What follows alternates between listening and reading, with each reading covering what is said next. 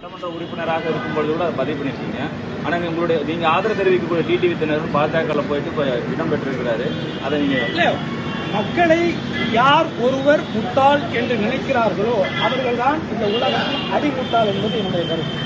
மக்களை யார் ஒருவரும் அவளை ஈஸியாக மறந்து விடுவார்கள் என்று நினைப்பதிலே எனக்கு உடன்பாடு இல்லை.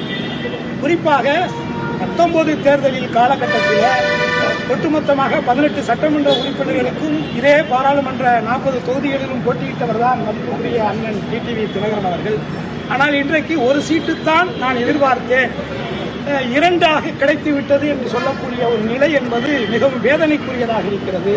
அதையும் கடந்து இன்றைக்கு பாரதிய ஜனதா கட்சியிலே இந்த நிலைக்கு அவர் இந்த முடிவை எடுத்திருக்கக்கூடிய இந்த நிலையில் இந்த முடிவை அவர் அன்றைக்கே எடுத்திருந்தால் 2017 எடுத்திருந்தால் கூவத்தூரில் எடுத்திருந்தால் இன்றைய நிலை அத்தனையும் மாறியிருக்கும் என்பதுதான் ஒட்டுமொத்த வெகுஜனங்களுடைய கருத்தாக இருக்கிறது.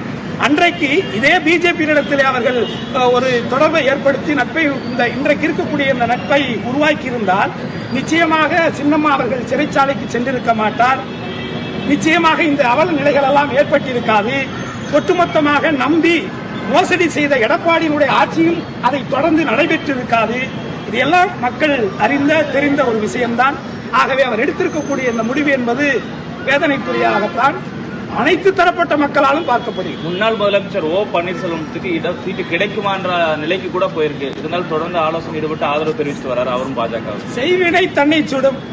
தான் வளர்ந்து வந்த பாதை, தன்னை வளர்த்தவர்கள் யார் என்பது இன்றைக்கு ஒட்டுமொத்தமாக கடந்த 5 ஆண்டுகளிலே, கடந்த 8 ஆண்டுகளிலே 19, 17 இருந்து நீங்க எடுத்துக்கொண்டால் இன்றைக்கு குறிப்பாக சின்னம்மா தினகரன் இப்படிப்பட்ட நிலைகள் எல்லாம் உருவாகுவதற்கான காரணம் என்ன?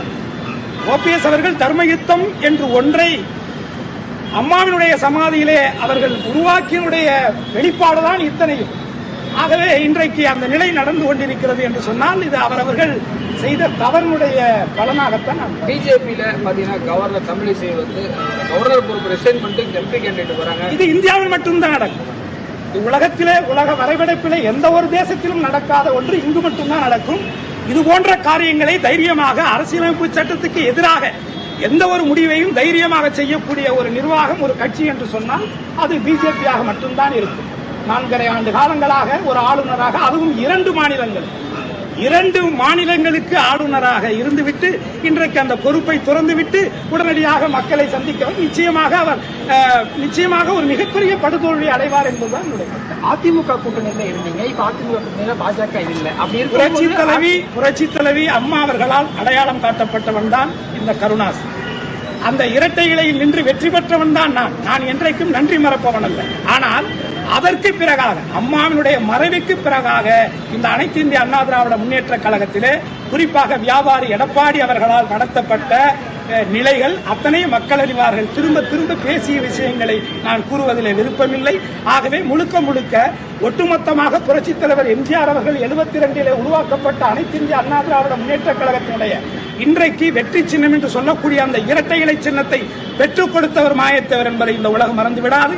அந்த புரட்சித் தலைவருடைய அந்த நிலையில் இடைத்தேர்தலிலே பாராளுமன்ற உறுப்பினராக உருவாக்கப்பட்டவர் அவர்தான். ஒட்டுமொத்தமாக புரட்சித் தலைவர் காலத்திலும் அம்மா காலத்திலும் மிகப்பெரிய அரசியல் அங்கீகாரம் பெற்ற இந்த முக்குளத்தோர் சமுதாயம் இன்றைக்கு அந்த அங்கீகாரத்தை இழந்து அரசியல் அனாதைகளாக ஆக்கப்பட்டிருக்கிறார்கள் என்று சொன்னால் இதை உருவாக்கியவர் எடப்பாடி என்பது என்னுடைய குற்றச்சாட்டு. தேங்க்யூ.